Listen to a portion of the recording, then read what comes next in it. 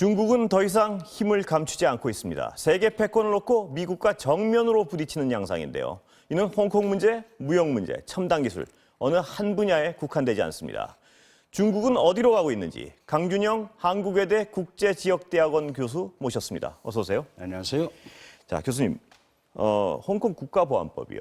이게 어떤 내용인지 간략히 좀 정리하고 갈까요? 예. 아주 간단하게 말씀드리면 이제 4가지 부분에 대해서 강력한 처벌을 하겠다는 법입니다. 원래는 이제 홍콩 의회에서 만들어야 되는데 홍콩 의회에서 못하니까 중앙 정부가 만든 건데요. 가장 핵심적인 게 이제 외세의 개입, 국기 문란 행위, 테러.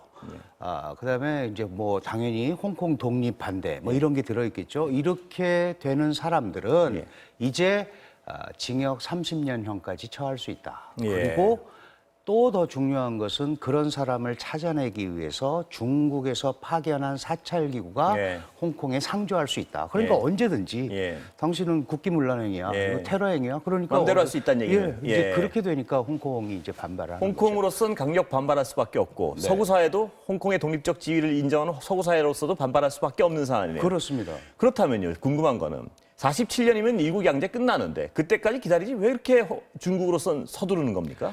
기본적으로 지금 이제 97년부터 2047년까지인데요. 지금까지 흘러온 상황을 보니 이게 자신들이 그 홍콩을 완전히 통제해서 관할권을 행사하는 방향과는 좀 거리 멀게 가는 것 같다라는 생각을 한 것 같아요. 홍콩이 너무 자유롭다 이 말씀이신가요? 예를 들면 2003년에 국가보안법을 홍콩 정부가 추진하려고 그러다 실패했죠. 그다음에 뭐 2012년에 국민교육 조례 만들었는데 또 시위에 의해서 실패했습니다. 그리고 잘 아시는 2014년에 우산혁명 79일간이나 저항했습니다. 그리고 작년에 송환법 이런 식으로 계속 가다 보면 이게 2047년이 돼서도 중국이 제대로 관할하지 못하는 홍콩이 될 가능성이 높다. 그래서 이번 기회에 그리고 거기에 핵심은 미국이 좀 정신이 없을 때 그리고 트럼프 대통령이 재선 전략으로 이런 것들을 뭐 다양한 방면으로 지금 움직이고 있으니까 그럴 때 이거를 밀어붙이자 이런 생각을 한 것 같습니다. 홍콩을 그대로 놔뒀다가는 본토에도 영향이 있다 뭐 이런 생각을 했겠죠. 그렇죠. 뭐 소수민족이나 반발이나 이런 식으로.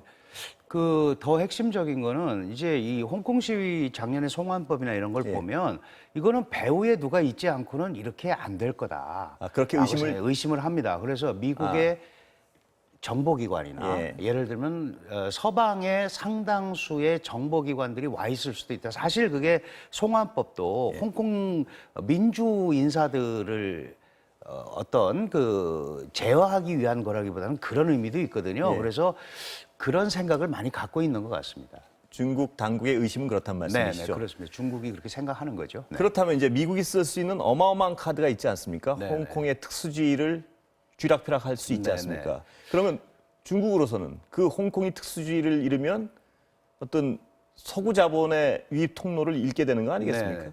상당히 타격이 크다고 봐야겠죠. 그런데 이제 사실 잘 살펴보시면 홍콩이 그 예를 들어서 91년 뭐 이때만 해도 중국 전체 GDP의 거의 19%를 담당했어요. 홍콩의 비중이 떨어졌군요. 근데 지금은 작년 말에 보면은 2.6%입니다.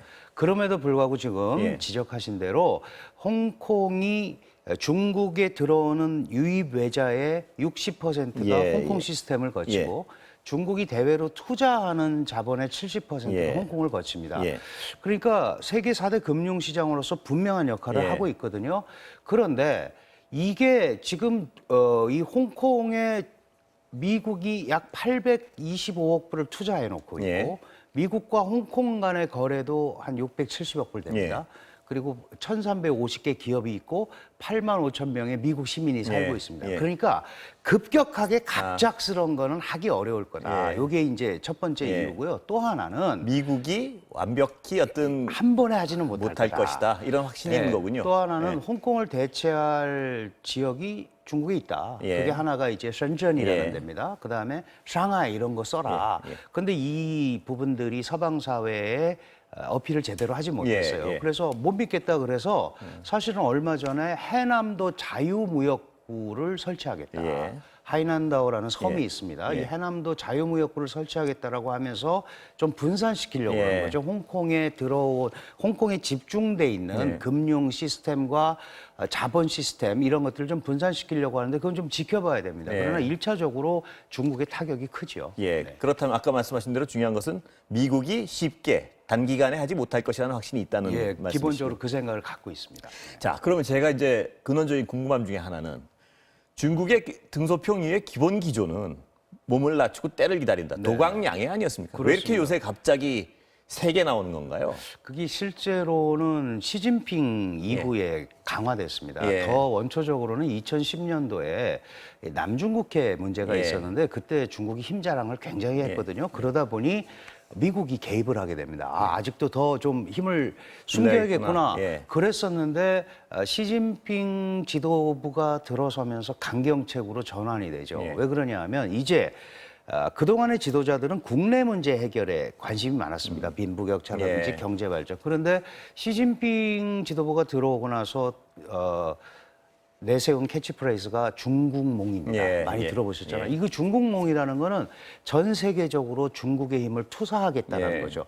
그런 상황에서 트럼프 대통령이 얘기하는 아메리카 퍼스트하고 부딪힌 충돌이 거죠. 되는 겁니다. 예. 그래서 시진핑의 입장에서는 우리가 개혁개방 40년의 경험을 축적으로 세계 제2위의 경제체가 됐고 뭐 미국의 지위를 무시하는 게 아니라 중국도 새로운 형태의 흐름을 끌고 갈 수 있는 역량이 된 것 아니냐라고 하면서 미국의 어떻게 보면은 이제 저항하고 대항하는 모습. 그게 이제 뭐 학문적 용어로는 처음에는 신형 대국 관계를 하자고 그랬는데 미국의 지지를 얻지 못했어요. 그러니까 그럼 우리가 이끌고 가는 신형 대국 관계를 하겠다 이러면서 좀 국제사회에 그 자신들의 힘을 직접적으로 투사하는 그 대표적인 전략의 하나가 1대1로입니다. 예. 이런 거를 통해서 이제 중국의 힘을 과시하려는 노력을 많이 하는 거죠. 미국으로서는 패권에 대한 정면 도전으로 받아들일 수밖에 없는 당연히 상황이죠. 그렇습니다. 네. 그래서 부딪힐 가능성도 얘기가 나오고요. 계속. 네.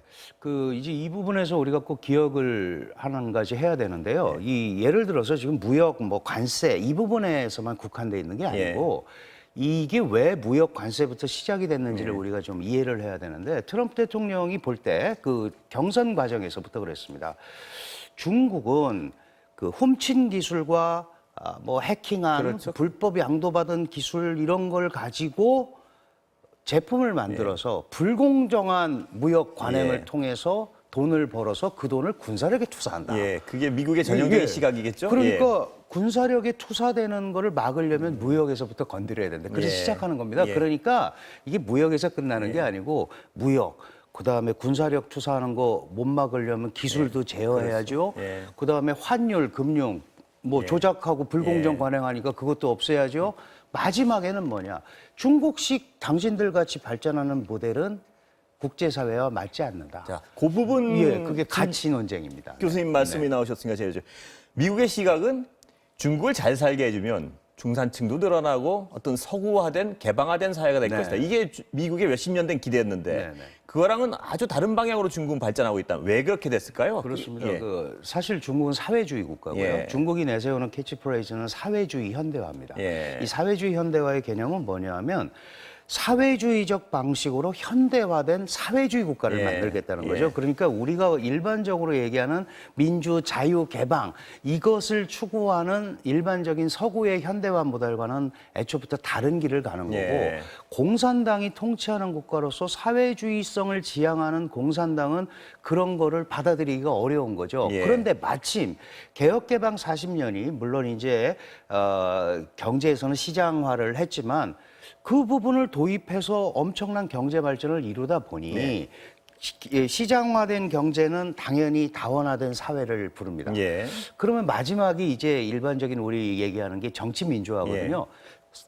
다원화된 사회 인정하겠다. 그러나 정치 민주화는 용납할 수가 없다. 공산당식 방식으로 가겠다는 거예요. 그래서 이 부분으로 계속해서 중국이 세계적 국가가 된다면 그게 중국 모델이 되겠죠. 지금 실험 중이다 이렇게 보시면 될 것 같습니다. 그렇다면 그 부분에 시진핑 주석은 영구집권을 결심한 겁니까? 교수님 보시기엔? 글쎄 그게 뭐 본인이 결심한다고 되는 건 아닌 것 같은데요. 그 영구집권이라는 거는 사실은 덩샤오핑이 추구할까요? 추구 다른 표현으로 하면? 예, 지금 상황에서 시진핑 현재 최고 지도자가 그만한 업적과 성과를 이루어낸다면 할 수 있습니다. 그러나 그게 없고 계속 싸움이 나고 미국과 이렇게 안 좋아져서 경제가 어려워지고 실업자가 생기고 사회가 불안으로 이어지면 당 내부에서 우리처럼 뭐 선거에 의해서 바꾸는 게 아니고 어쨌든 한 당이거든요.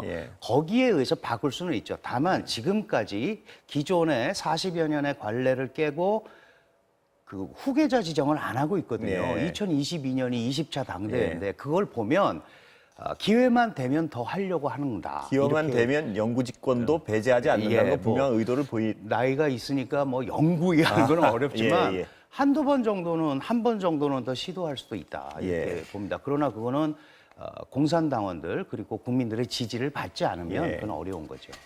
자, 교수님 아까 말씀해 주셨지만 미국과 중국은 어떤 세계 패권을 놓고 이미 붙기 시작했는데 그건 그럴 가능성이 크진 않겠지만 군사적 충돌 가능성도 배제할 수는 없는 거 아니겠습니까? 그렇습니다. 그 도화선은 역시 대만일까요? 만약 가장 위험한 어떤 화약고는 어딘가요? 지금 가장 큰 화약고는 역시 남중국해죠. 남중국해. 대만도 지금 최근에는 떠올랐습니다. 왜 그러냐 하면 트럼프 대통령이 이제 대만에 대해서 미국에서는 대만을 떠 있는 항공모함이라고 합니다. 그 지도상에서 보시면 아시지만 대만이라는 지역이 중국에 넘어가게 되면 동해 그러니까 그 태평양으로 나가는 데가 미국이 작전을 할 수가 없습니다. 그러니까 뭐 국방 수권법을 만들어서 그 대만을 지원하고 대만 여행법을 만들어서 또 고위 관리들을 만나게 하고 최근에는 지금 첨단 무기도 판단 말이죠. 이런 걸 통해서 중국을 견제하거든요. 만약에 시진핑 중국 국가주석이 당 총서기가 코너에 몰리면 그 북한이 잘 쓰는 수법이지 않습니까? 내부적 단결과 이거를 위해서 민족주의적 관점으로 대만 문제를 이용할 수도 있다. 이렇게 된다면 사실 무력 충돌 가능성도 배제할 수만은 없단 말씀. 직접적으로는 안 하더라도 사실 뭐 미사일 시험이라든지 해상 봉쇄라든지 이런 것만 해도 굉장히 복잡해질 가능성은 있습니다. 자, 그럼 궁금한 게 미국과 중국의 군사력 정도는 어떻게 비교할 수 있을까요? 지금? 뭐 지금 군사력을 놓고 비교하기는 사실 무리가 있죠. 아직은요. 왜냐하면 미국은 전 세계적인 투사력을 가지고 있고 전 세계 국방비의 55%를 미국이 혼자 씁니다. 다만 중국은 영내에서의 강대국을 하는데 지금까지 아무도 도전하지 않았던 항공모함 전단을 벌써 2개를 꾸렸고요.